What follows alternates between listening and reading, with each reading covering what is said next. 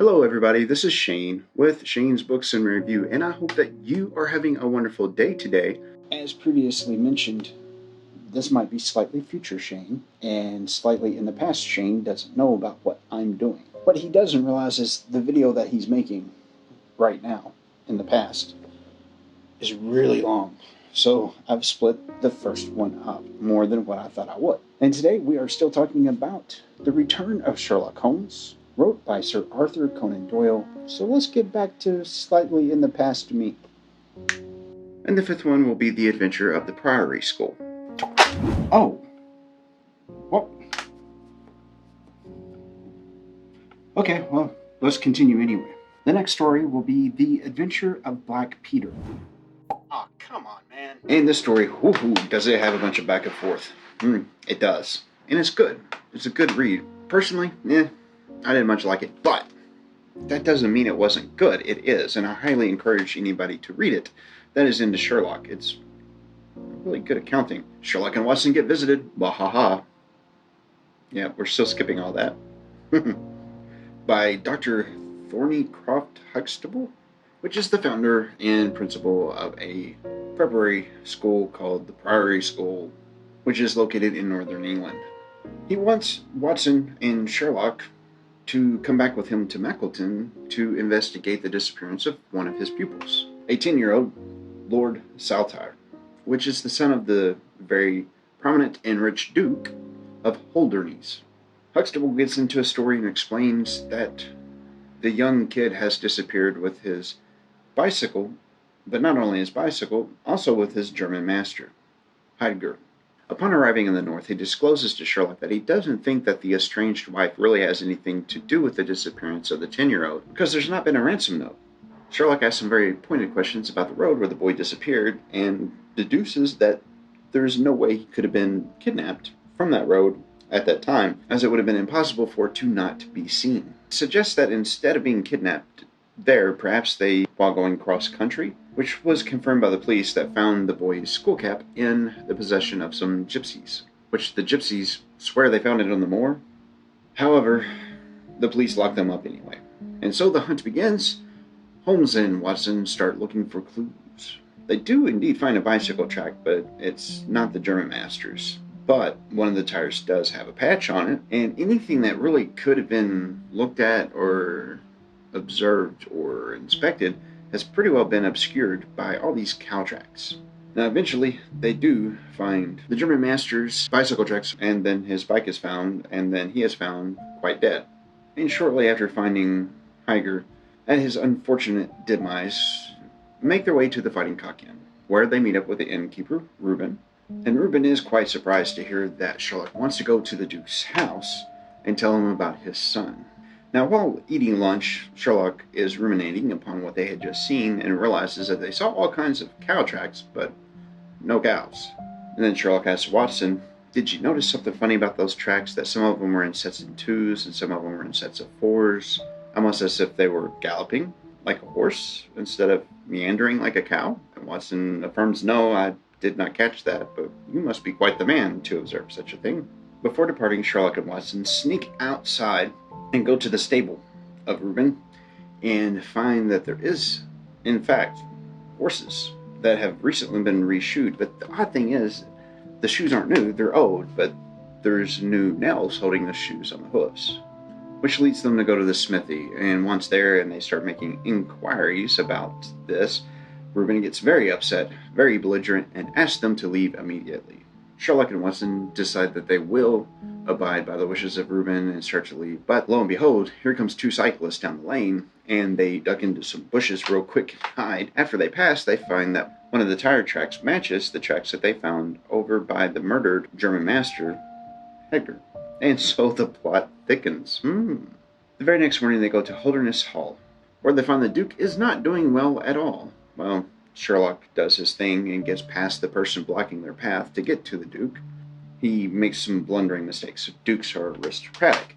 They are noble. They don't have to answer questions about the South. They don't need everybody knowing their business. And once Sherlock starts to get into it, easily figured out that the Duke was not liking it whatsoever. But eventually, he wins the Duke over. by telling him, hey, I know where your son is. I think that you give rewards. Yes, I have offered $6,000 for information that will lead to my son, or to the people that have taken my son or murdered them. That's what it all came down and amounted to. Sherlock goes, well, I know who he is. Puts his hand on the Duke's shoulder, and the Duke goes, well, who is it? Well, it's you. And then he starts explaining the evidence and things that they had seen along the way, and how it all pointed back, and that there were some things that just weren't being told. The Duke finally realizes that it might be best for his son and himself if he was just to be honest with Sherlock and Watson and fill them in on the details of what was really going on. Quite apparently, before the Duke became an older gentleman and married his wife, he had a illegitimate son, a James Wilder.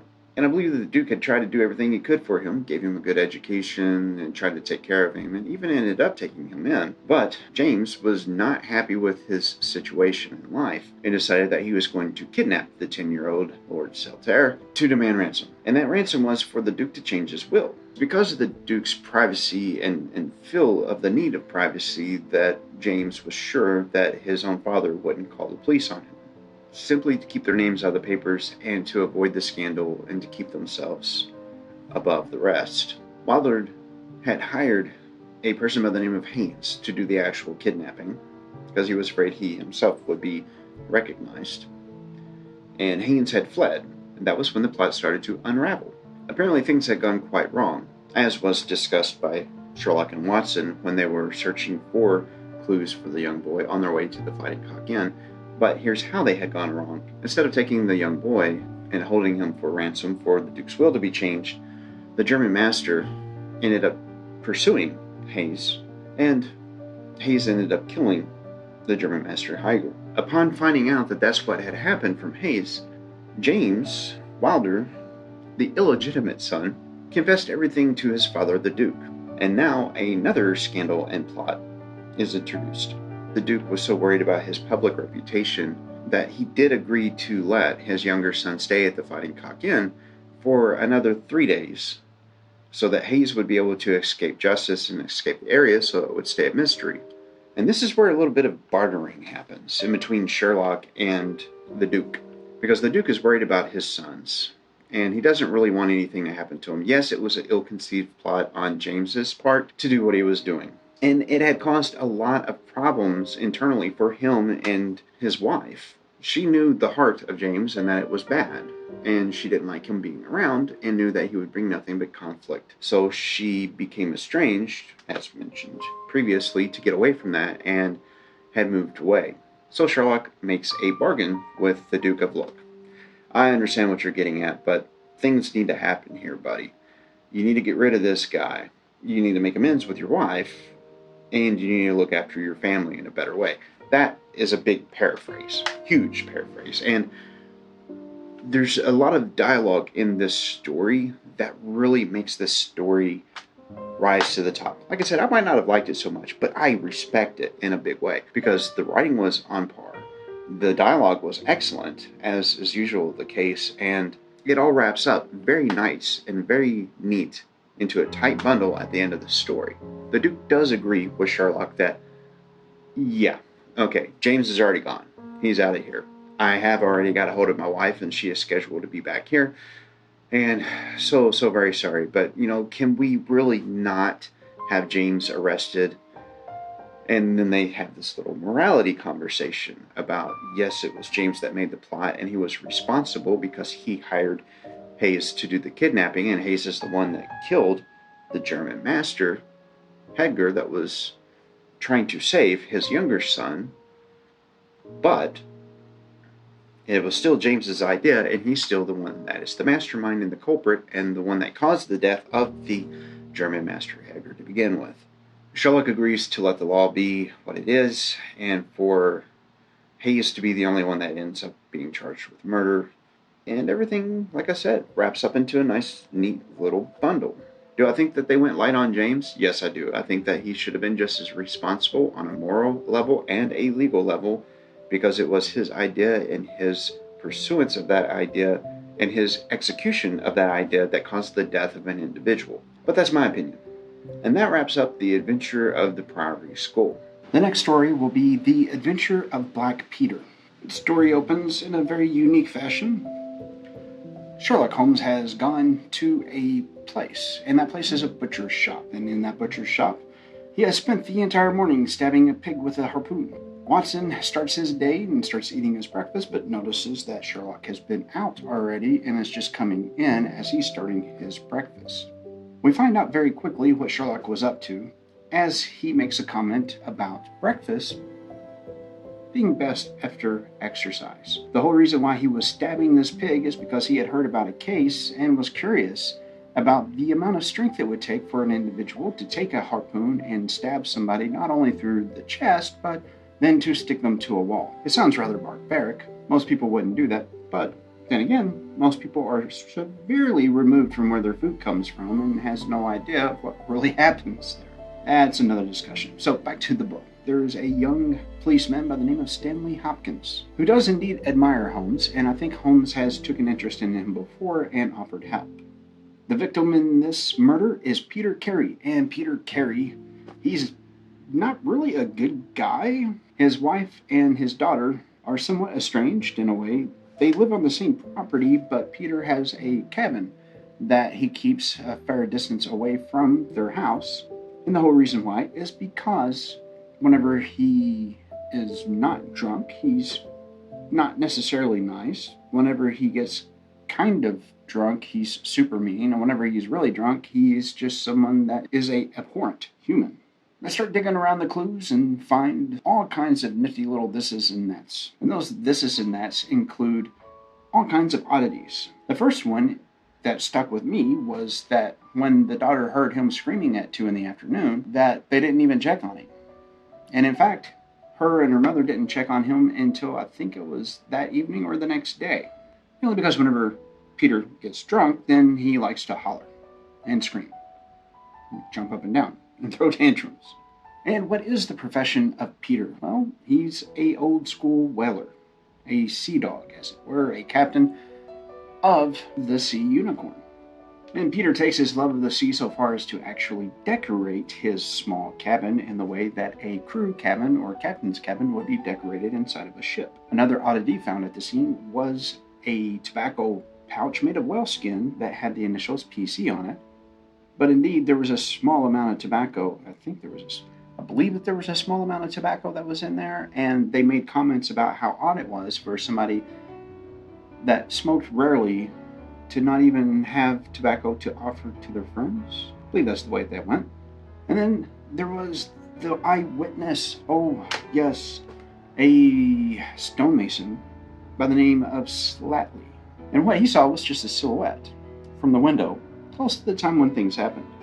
And the stonemason was quite sure that it wasn't Mr. Carey. On the day of his murder, Mr. Carey was in a fairly foul mood, and it was notated that it was probably one of his foulest moods yet. Hence the reason why, as previously mentioned, when he screamed at 2, that nobody came and checked on him. And then there was the liquor oddity. Apparently there was rum and brandy. The brandy was barely touched, but the rum had quite apparently been gone through quite heavily. And there were 2 dirty glasses instead of just 1. Around the body there was also a small notebook with initials that don't match with Peter. Apparently there was 3 things of information on there. The initials were JHN, the year 1883, and CPR. Using his deductive reasoning, because inside there was stockbroker type information, Sherlock decides that this is probably belonging to a stockbroker and that those initials CPR have to do with the Canadian Pacific Railway. Upon looking at the notebook and a knife that was laying next to the body, not quite sheathed but not unsheathed either, examining how the blood fell, did it fall under the notebook or on top of the notebook? Stanley Hopkins going through the entire repertoire. This is what was important. This was what I thought was erroneous. And laying all this stuff out in front of Sherlock, they of course decide to go. And whenever they get there, they find that the door to the cabin has been jimmied, but not successfully. Sherlock finds that there's this mantle that has some dust that's disturbed on it, and he can't quite figure out if it was a box that was took or a book, or maybe a bust. And so a plan is hatched for them to catch the culprit, because surely enough, if somebody had tried to break in the first time, they would try to break in the second time. Well, Hopkins makes the observation that, maybe we should unlock that door so they can get in and we can catch them in the act. And Sherlock was like, nope, don't do that, because that will clue them in to something is happening. And so Sherlock, Watson, and Hopkins all wait outside in the bushes. There seems to be a lot of bush hiding in these books for some reason. And they are not disappointed, because that evening somebody shows up, gets inside and starts rummaging through papers, and gets very upset when they find information they're looking for isn't actually there. Now, as that assailant is leaving that cabin, they spring the trap. This assailant's name is John Hopley Nelligan, which those initials do match up with the notebook. And they start to question John about what happened. And John, at first, is like, hey, do I get confidentiality here? Can I just tell you everything and nothing really bad happened? And of course, Hopkins is like, no, can't do that. Everything will go against you. But he gets convinced to open up anyway. John has a sad story about his father leaving on a ship to go to Norway. Essentially, John's father got caught up in a scheme in a way and ended up taking some securities and was going to move them and make some more money, bring it back, and put it in place before anybody knew it was missing. And on John's father's trip to Norway, there was a lot of southerly gales that year. So John was afraid that perhaps his father's ship had get pushed north into Carey's Sea Unicorn. And there was a lot of attention that was given to the description of John, being that he was kind of anemic, pale, very thin, and didn't have much of a muscular build whatsoever. And of course John says, no, I didn't do it. I had nothing to do with this whatsoever. I was just checking to see if the dates matched up on the paperwork and if I could find out where my father and those securities had gone to. Now, Holmes did believe him, but Hopkins didn't, until Sherlock turned the page on him a little bit, but we'll get to that in a minute. What exactly is it that Sherlock does to get John's head out of the proverbial noose? He takes out an ad in the paper. He uses the paper as a tool quite a bit, and the way he uses it is actually fairly clever. He puts out an ad for a harpoonist, and there's a bunch of people that show up, and he starts sending them away with a little bit of money and say, no, our berth is full, sorry, we can't help you. Until there's this one guy. And this guy fits the bill quite well on who would have the strength and the knowledge. Sherlock asks a series of questions, such as, do you have your papers? How much are you going to charge to be on here? And are you a harpoonist? Are you good to go? And before the guy knows it, he's signing the paperwork, and Sherlock has already put the handcuffs on him and tries to choke him. In which case, the guy immediately starts thrashing around, and Sherlock goes for a small ride. Now, the guy in question here that's thrashing around and tossing Sherlock to the left and to the right before rolling around on the ground with him is Patrick Carnes. He's an old school whaler that has had a lot of experience, and he says, look, I don't mind you guys being all rough with me, but let's make sure that we use correct language here. You're saying that I just flat out murdered the old sea dog, Peter. Instead of murdering him, I actually just killed him because we had an argument and I knew it was going to be me or it was going to be him. So I dispatched him. He grabbed the harpoon off the wall and stabbed him and stuck him to the wall before he could even unsheath his knife. And there's a backstory too that gets told at this point. Carnes had decided to try to blackmail Peter to get a little bit of hush money. And at first, Peter was going to comply, and it looked like Carnes was going to get what he needed and was going to disappear from the life of being a whaler. However, whenever they were supposed to meet back up and things get exchanged, Peter had been drinking, was in a foul mood, and Carnes could tell that by the time that things were going to be done, things were not going to go his way whatsoever. By the end of the evening, with the mood that Peter was in and with the amount of drink they were having. When it finally got to that point where they had words and he dispatched them, he found a box and took it with him. But come to find out, that didn't actually have any money. It just had these strange pieces of paper that he knew he couldn't sell. And upon leaving the cabin, he accidentally left his tobacco pouch behind, which his initials are the same as Peter's. You got Peter and Patrick, and Carey and Carnes.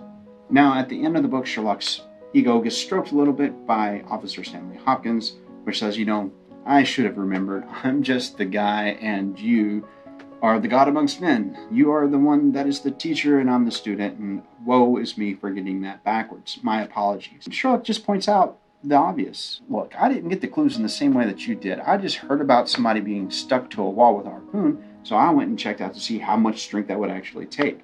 And whenever I look over here at John, I do not see a person that would be capable of sticking another person to the wall using just a harpoon. He seems to be a very weak physical person. I don't think that could have worked that way. So since I didn't have the clues you had to begin with, I had gone off on another trail, and if I had got the same clues that you did, I probably would have thought the same thing. And that wraps up the second story. Congratulations.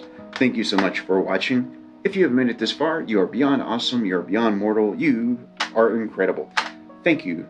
If you happen to have seen anything in here that you think might inspire somebody to read some Sherlock or ignite a conversation, feel free to share it to somebody that you think would enjoy it. If you happen to be new here, we would love to have you join the family. There's a subscribe button. Looks like these. Down there. These do nothing. But the ones down here do. So click that subscribe button. And speaking of subscribe, please don't forget about the bell so that you'll know when the next video comes out. If you happen to find a good book in between now and the next video, please do let me know about it down there in that description. And we will check it out. We'll read it together and perhaps have a conversation. I would love to do that. Again, today's book has been The Return of Sherlock Holmes. Hope you enjoyed the video. Again, this has been Shane with Shane's Books and Review, and I will see you in the next video.